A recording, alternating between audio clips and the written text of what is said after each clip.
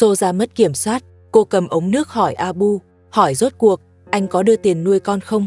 Abu vẫn nói là không. Soja nói, nếu Abu không đưa tiền, thì cũng không cần ở lại đây nữa, bảo Abu đi ngay.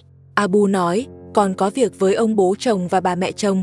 Soja nói có việc cũng không được, đã không đưa tiền nuôi con, thì không có lý do ở lại đây, không chỉ hôm nay, sau này cũng không được tìm ông bà nữa. Abu bị đuổi ra ngoài, Soja còn khóa cửa lại. Ông bố chồng tức giận nói, Soja quá nóng nảy, giờ Abu đi rồi, ông biết tìm ai lo sinh hoạt. Abu ra ngoài tìm con trai lớn.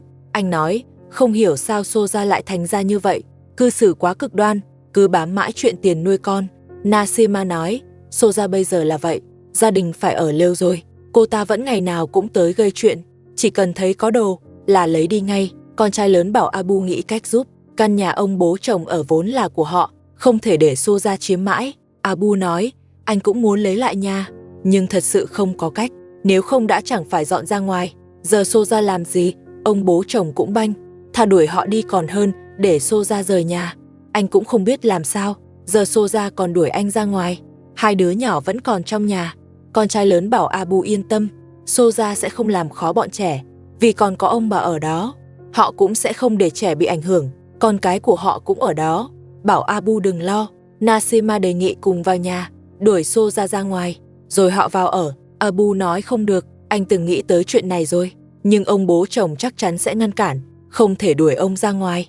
Bây giờ chỉ có thể chờ ông bố chồng lớn tuổi hơn, chỉ cần ông chưa sang tên nhà cho Soja, sau này vẫn còn cơ hội lấy lại. Con trai lớn nói, anh ở gần ông bố chồng, cũng vì lý do này, muốn tiện theo dõi tình hình, lỡ có chuyện xảy ra, anh có thể giữ quyền với căn nhà. Nasima nói, trước mắt nên giải quyết chỗ ở đã, không thể mãi ở lều, chỉ để trông chừng họ. Abu hỏi đã có thợ phụ rồi, sao chưa xây nhà? Con trai lớn nói, vốn đã đầu tư hết, giờ không còn gì, nếu không bị lừa, nhà đã xây xong rồi. Nasima nói, anh ấy chỉ đang tìm cớ, nói xây nhà suốt mà vẫn chưa làm. Con trai lớn nói, ngày mai sẽ bắt đầu xây, nhờ Abu tới giúp. Abu nói, còn phải tìm vợ cả, tìm xong sẽ tới. Con trai lớn nói, tìm mấy ngày chưa thấy, thì nghỉ 2 hôm, qua giúp xây nhà trước. Abu nói, nếu ngày mai không tìm, sẽ tới giúp. Abu rời đi, con gái lớn và bé gái nhỏ ở lại. Người lớn có mâu thuẫn, nhưng trẻ con vô tội, chúng còn có thể chơi với hai bé sinh đôi. Soja không đuổi các bé đi, người quay phim mang xe tập đi cho hai bé. Soja nhận lấy, đặt xuống và mở ra, rồi bế hai bé tới, cho thử ngồi vào. Bọn trẻ vây quanh chơi cùng. Soja dặn trông chừng hai bé, rồi cầm chổi ra dọn sân.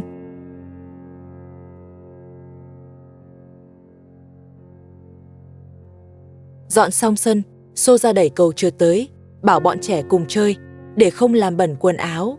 Cô trải thêm chăn dưới đất, rồi lần lượt đỡ từng bé chơi. Hai bé sinh đôi chơi trước. Người quay phim nhắc hai bé còn nhỏ, bảo Soja cẩn thận. Soja nói, cô sẽ trông kỹ.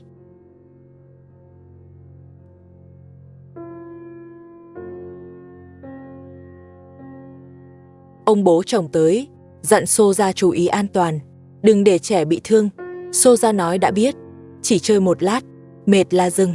Ông nói, trong nhà giờ có 6 đứa trẻ, nhất định phải trông kỹ, chỉ cần một bé khóc là cả đám sẽ ồn ào. Ông sợ nhất cảnh đó, bác sĩ từng dặn rồi. Ông không chịu được kích thích, sợ chứng đau đầu tái phát. Abu tới, anh mang theo đồ, tới tìm Nasima, hỏi hôm nay có thấy các con không. Nasima nói, từ sáng tới giờ, chưa thấy bọn trẻ ra ngoài, cả Soja cũng không ra. Abu nói, tối qua trẻ ngủ ở đây, anh rất lo, nên sáng sớm đã tới. Nasima nói, đừng lo cho bọn trẻ, Soja dù thế nào cũng không chút giận lên trẻ. Abu nói, chỉ cần trẻ không bị ảnh hưởng, là anh yên tâm. Lần này anh tới tìm ông bố chồng, vì nhà thuê sắp hết hạn, muốn bàn chuyện dọn về, không biết ông có đồng ý không? Nasima nói, muốn dọn về, phải được Soja đồng ý, ông bố chồng không quyết được. Dù ông có đồng ý, Soja cũng sẽ gây rối mỗi ngày. Abu cũng khó chịu. Abu nói, anh đã chuẩn bị rồi, mang sữa và quần áo cho hai bé, muốn Soja không còn lý do gây chuyện, để đồng ý cho dọn về. Nasima bảo Abu thử xem, nếu Abu về ở, họ cũng có thêm người hỗ trợ. Con trai lớn đi múc nước về, thấy Abu thì hỏi, anh tới giúp xây nhà à? phải không? Abu nói ý định muốn dọn về. Con trai lớn cũng đồng ý, bảo Abu đi bàn với ông bố chồng, nếu xong việc thì sang giúp xây nhà. Nhà thuê của Abu sắp hết hạn, anh muốn dọn về. Con trai lớn và Nasima đều đồng ý, vì có thêm Abu, họ có thêm người hỗ trợ, ít nhất cũng không đơn độc. Con trai lớn còn dặn Abu, giải quyết xong việc của mình thì sang giúp xây nhà. Abu đồng ý, anh nói với Nasima, khi dọn về rồi, sẽ không còn bị Soja làm khó nữa. Giờ anh đi gặp ông bố chồng, xin phép dọn về. Con trai lớn nói, nếu ông không đồng ý, họ sẽ giúp Abu, bảo Abu cứ yên tâm. Abu nghe xong, rất tự tin đi tìm ông bố chồng.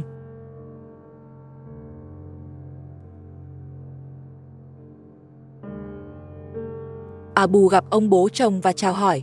Chưa kịp nói gì, Soja đã hỏi Abu tới làm gì, có phải mang tiền nuôi con không? Abu nói, anh mua sữa và quần áo cho hai bé, bảo Soja nhận lấy. Soja nói, hai bé không thiếu mấy thứ đó, thứ thiếu là tiền nuôi dưỡng. Ông bố chồng nói với Soja, dù sao Abu cũng đã mang đồ cho các bé, thì bảo Soja cứ nhận tạm, đừng lúc nào cũng nhắc đến tiền nuôi con. Soja nghe theo lời ông bố chồng, cầm đồ mang vào, nhưng vẫn nói với Abu là chuyện tiền chưa xong, tiền nuôi con vẫn phải tính. Abu không để ý tới, anh quay sang chơi cầu trượt với bọn trẻ và chú ý an toàn cho các bé. Một lúc sau, Soja quay lại, cô bảo bọn trẻ chơi mệt rồi, vào phòng khách nghỉ cùng hai bé sinh đôi. Bọn trẻ rời đi, Abu định dọn cầu trượt để sang chỗ gọn gàng hơn, nhưng Soja không cho, còn bảo ông bố chồng đuổi Abu đi. Abu nói, anh còn việc muốn bàn với ông. Soja nói, nể tình anh mua sữa cho hai bé, thì nói nhanh lên. Nói xong thì đi ngay, đừng ở lại đây. Abu nói với Soja, cô thật sự coi nơi này là nhà mình, sao? Ông bố chồng hỏi Abu có việc gì. Abu nói, nhà thuê sắp hết hạn, anh muốn dọn về ở, xin ông cho phép. Ông hỏi vợ cả có đồng ý không, có muốn quay về không? Abu nói, vợ cả không có ở nhà, nên chưa biết ý định này. Những lời đó bị Soja nghe thấy. Cô từ phòng khách bước ra, đưa lại đồ Abu mang tới, bảo anh cầm đồ rồi đi. Cô nói, hóa ra anh mua đồ là để tìm cách dọn về. Cô không đồng ý, ông cũng không được đồng ý. Abu nói, hai bé sinh đôi là con anh không mua đồ để lấy lòng ai. Cô muốn giữ hay không tùy, nhưng anh nhất định phải dọn về.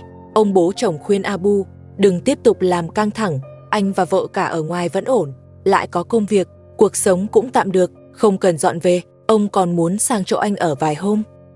Soja lôi quần áo Abu mang tới, cầm lên xem. Cô chê quần áo kém, nói là đồ rẻ tiền, những thứ này cô không cần. Hơn nữa, sữa cũng không đúng loại hai bé hay dùng. Cô nói đồ Abu mang tới không dùng được, rồi ném ra ngoài. Abu tức giận phản ứng lại, rồi ra ngoài nhặt đồ mang vào.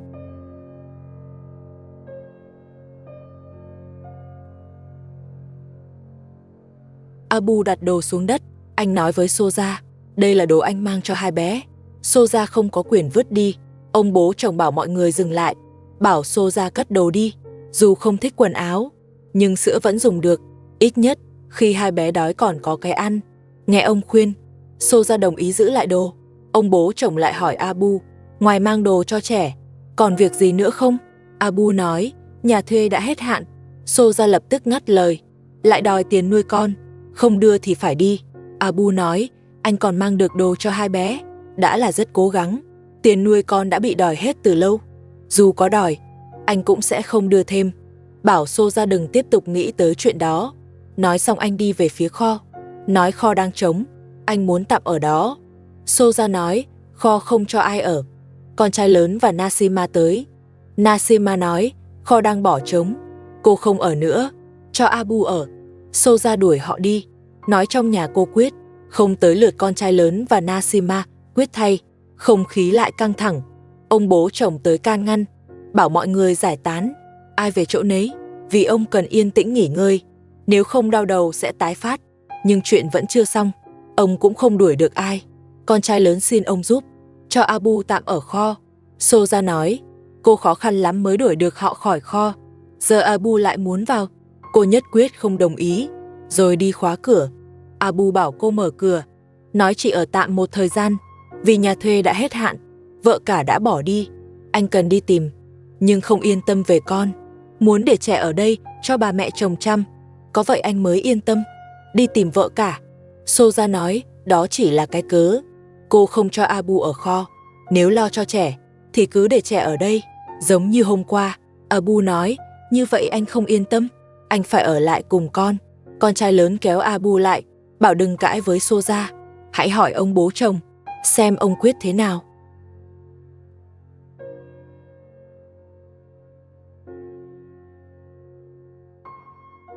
Con trai lớn bảo Abu hỏi ông, nhà là của ông có đồng ý cho ở kho không? Ông nói mình già rồi, không muốn quyết định. Soja đồng ý thì ông cũng đồng ý. Soja lại xô đẩy con trai lớn, bảo anh ra ngoài ở lều, đừng chen vào. Ông bố chồng thấy quá đông người, lo Soja bị thiệt, nên bảo cô vào trong trông trẻ. Nhưng Soja không đi. Cô nói với Abu và con trai lớn, chỉ cần cô còn ở đây, kho sẽ không cho ai ở. Ông bố chồng đóng cổng lại, bảo mọi người nói nhỏ, kẻo hàng xóm nghe thấy.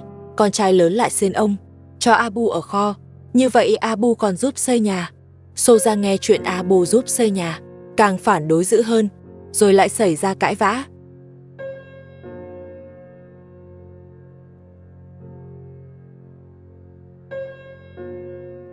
Soja bị lép vế, ông bố chồng lại lên tiếng. Ông nói với con trai lớn, ba người hợp lại gây áp lực cho Soja, như vậy có hơi quá không? Con trai lớn dừng tay, anh yêu cầu Soja đồng ý cho Abu ở kho. Chỉ cần cho Abu ở kho, sau này anh và Nasima sẽ không tới nữa. Soja vẫn không đồng ý. Cô nói mục đích cho Abu ở là để giúp họ xây nhà. Khi có nhà rồi, họ sẽ không quay lại đây nữa. Vì vậy cô càng không cho ở kho, rồi đuổi con trai lớn đi. Abu nói với Soja, anh có thể ký giấy, chỉ ở đúng 1 tháng, hết hạn sẽ đi. Soja nói, 1 tháng cũng không được. Con trai lớn chỉ ông bố chồng, nói ông đã đồng ý rồi. Soja nói, ông sẽ không đồng ý, vì trước đó ông đã nói với cô, chỉ mình cô được ở đây, những người khác đều phải đi. Ông bố chồng nói, ông chưa từng nói vậy, là Soja tự bịa ra. Ông còn trông cậy họ chăm sóc lúc về già. Nói xong ông bảo mình không khỏe, muốn đi nghỉ, rồi ngồi xuống một bên. Ông không đi xa, vì vẫn lo cho Soja, sợ bên kia người đông, Soja sẽ chịu thiệt. Ông ngồi đó quan sát, Soja lại tiếp tục đuổi mọi người đi. Không khí lại căng thẳng, ông bố chồng lại đứng ra can ngăn.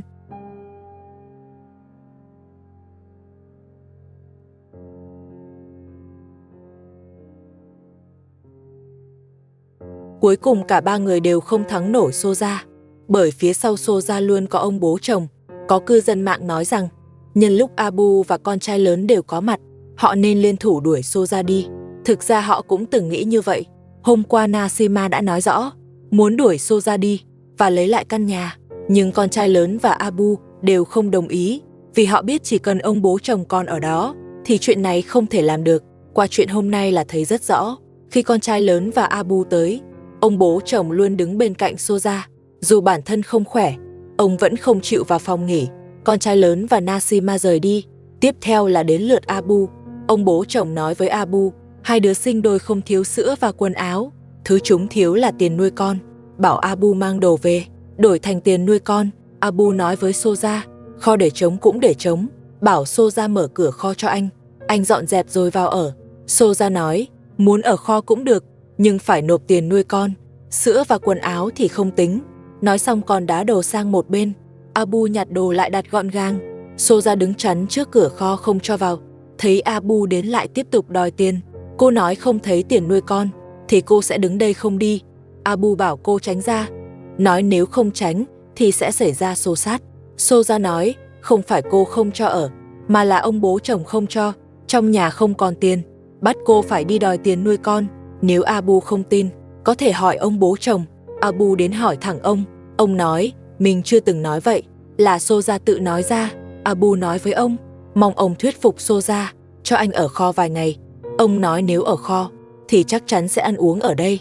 Soja bước tới nói, con của Abu cũng sẽ ăn ở đây, nên dù không nộp tiền nuôi con, cũng phải nộp tiền sinh hoạt. Tóm lại Abu không được ở miễn phí, dù sao cũng phải đưa tiền.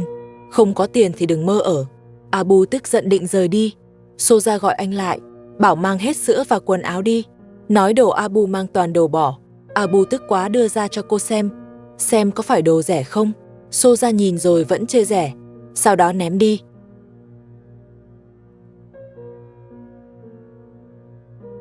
Ý định ở kho của Abu thất bại, anh nói với ông bố chồng, dạo này anh phải đi tìm vợ cả, không có thời gian chăm con, muốn để con gái lớn và con gái út ở lại đây tạm thời. Ông bố chồng đồng ý, Soja không đồng ý. Cô nói với ông, Abu phải để lại tiền sinh hoạt. Ông bố chồng nói cũng có lý, Abu không biết đi bao lâu, lỡ trẻ con muốn ăn vặt thì sao? Abu nói, con gái lớn và con gái út chưa từng đòi ăn vặt, bảo ông cứ yên tâm. Ông nói, mình không quyết được, bảo Soja chăm sóc bọn trẻ, nên bảo Abu hỏi ý kiến Soja. Soja nói, trẻ ở đây ăn uống thì phải nộp tiền, yêu cầu nộp trước nửa tháng. Abu không đồng ý, anh nói trẻ chỉ ở tối đa 1 tuần. Ông bố chồng đề nghị tính 1 tuần. Abu bực bội hỏi ông, rốt cuộc ai mới là người quyết định? Cháu nội ở nhà mà cũng phải nộp tiền. Anh nói nhất quyết không nộp, rồi quay người đi, anh đi tìm vợ cả. Soja nói, Abu vừa đi, cô sẽ lập tức đuổi trẻ đi. Cuối cùng ông bố chồng đứng ra hòa giải, đợi khi Abu tìm được vợ cả, rồi đón con đi, sau đó mới tính tiền sinh hoạt. Soja tạm đồng ý. Abu chuẩn bị đi tìm vợ cả, anh thấy con trai lớn đang đào đất, liền hỏi có phải chuẩn bị xây nhà không. Con trai lớn nói, đang định xây nhà, muốn Abu giúp một tay. Abu nói có thể giúp, nhưng không giúp được lâu, vì còn phải đi tìm vợ cả. Con trai lớn nói, giúp được bao lâu cũng tốt, anh không có tiền thuê thợ, chỉ còn trông vào Abu. Abu cầm xẻng bắt đầu làm, rồi hỏi con trai lớn, sao không thấy vật liệu xây nhà, khi nào mới trở tới? Con trai lớn nói, chưa mua vật liệu, hôm nay chỉ đào móng trước, đào xong thì để đó, đợi khi có tiền mới mua vật liệu. Abu nói, con trai lớn làm vậy như đùa, bảo anh xây nhà mà không có vật liệu, cũng không có tiền, chỉ đào móng. Anh không có thời gian chơi cùng, nên không đào nữa, bảo con trai lớn tự đào tiếp, anh còn phải đi tìm vợ cả. Nói xong lái xe của người quay phim rời đi. Abu không tìm được vợ cả, anh quay lại chỗ ông bố chồng thăm con. Bọn trẻ ngồi phơi nắng trong sân, bà mẹ chồng trông chừng bên cạnh. Abu nói với bà, trời đã lạnh mà trẻ vẫn đi chân trần, anh muốn đưa con gái lớn và con gái út đi mua giày. Bà mẹ chồng rất đồng ý, bà nói, vợ cả không có ở nhà, không ai thực sự chăm bọn trẻ, bảo Abu quan tâm con nhiều hơn, đừng trông chờ Soja. Bà đã lớn tuổi, nhiều trẻ như vậy, bà cũng không lo xuể. Con gái út sáng nay còn chưa rửa mặt, bà lấy áo của ai đó thấm nước, lau mặt cho con bé, rồi bảo Abu đưa các bé đi, đừng để Soja nhìn thấy.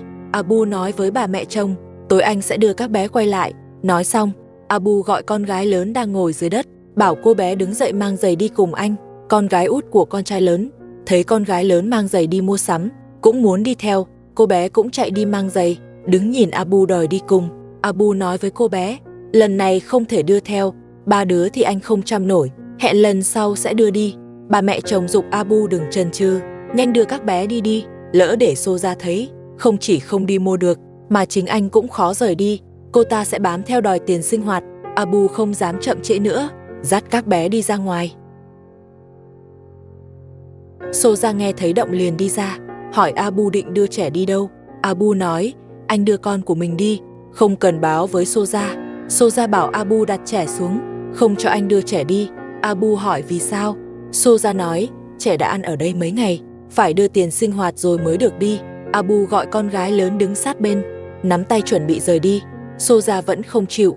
Ba mẹ chồng nói, Abu chỉ đưa trẻ đi tìm vợ cả, tối sẽ quay về. Abu nói, trẻ vẫn tiếp tục ở đây, chi phí sẽ tính chung sau. Soja nói không được, cô lo Abu đưa trẻ đi, rồi không quay lại, bắt Abu đưa cả 2 con của con trai lớn theo. Abu nói, một mình sao trông nổi 4 đứa. Soja nói, Abu không chịu đưa theo, chứng tỏ trong lòng có ý khác, là định đi không quay về. Abu nói, đây là nhà của anh, sao có thể không quay lại, bảo Soja đừng suy nghĩ lung tung, anh chỉ đưa trẻ đi mua giày, mua xong sẽ quay về. Soja nói, không đưa con trai lớn theo thì đưa cô đi, bắt Abu mua giày cho cô. Abu vì muốn đưa trẻ đi nên đồng ý, bảo Soja đứng chờ anh đi lấy xe. Xe được lái tới, Soja định lên xe, nhưng Abu không cho. Abu không muốn Soja đi theo, nên đưa cho cô một ít tiền, nói là tiền sinh hoạt của trẻ. Soja chê số tiền đó quá ít, không đủ cho 2 ngày sinh hoạt. Cô bắt đầu đòi thêm, yêu cầu Abu đưa nhiều hơn. Abu tức giận lấy lại tiền, xuống xe nói chuyện rõ ràng. Soja quá tham lam, Abu lẽ ra không nên đưa, mà nên lái xe rời đi luôn. Abu chưa nói được mấy câu, hai bên đã xảy ra va chạm. Abu cũng phản ứng lại. Anh nói với Soja, trong tay anh chỉ có chừng đó tiền, cô muốn thì lấy không thì thôi. Soja nói, cô nghe chị dâu của vợ cả nói, Abu luôn có công việc, không thể chỉ có từng đó tiền. Cô không tin. Abu nói tuy có việc làm, nhưng gia đình cũng có chi tiêu, không còn tiền dư để đưa thêm cho Soja. Soja nói, nếu Abu không làm theo yêu cầu, không đưa đủ tiền, thì đừng hòng đưa trẻ đi. Abu nói, anh đưa con của mình đi, ở đâu cũng không sai. Bảo Soja đừng lãng phí thời gian, anh còn phải đi tìm vợ cả. Soja nói, cô không tin Abu chỉ có từng đó tiền, cô cũng muốn đi theo, bắt Abu mua giày và quần áo cho cô. Abu muốn thoát khỏi Soja, nên đưa thêm một ít tiền cho Soja. Thấy Abu đưa thêm tiền, Soja càng làm ầm lên, tin chắc Abu còn nhiều tiền hơn, rồi ném số tiền đó đi, tiếp tục đòi thêm. Abu nói, mình đã đưa thêm rồi, sao Soja còn gây chuyện? Soja nói, giờ không chỉ tiền sinh hoạt của con Abu, mà cả tiền nuôi sinh đôi, đều phải đưa cùng lúc, vì cô tin Abu có đủ tiền. Nếu đưa số tiền đó, cô sẽ không bắt mua giày quần áo nữa. Abu tức giận gọi con gái lớn, bảo nhặt tiền dưới đất mang đi, nói sẽ không đưa Soja thêm đồng nào. Con gái lớn cầm tiền rời đi. Abu nói, không phải anh không muốn đưa, mà là Soja không chịu nhận. Anh chuẩn bị lái xe rời đi. Soja hỏi xe này của ai, sao trông quen vậy? Abu nói, xe là của người quay phim. Soja quay sang hỏi người quay phim, sao lại cho Abu mượn xe, còn ném giày về phía xe. Soja thật sự làm mọi chuyện rất căng thẳng.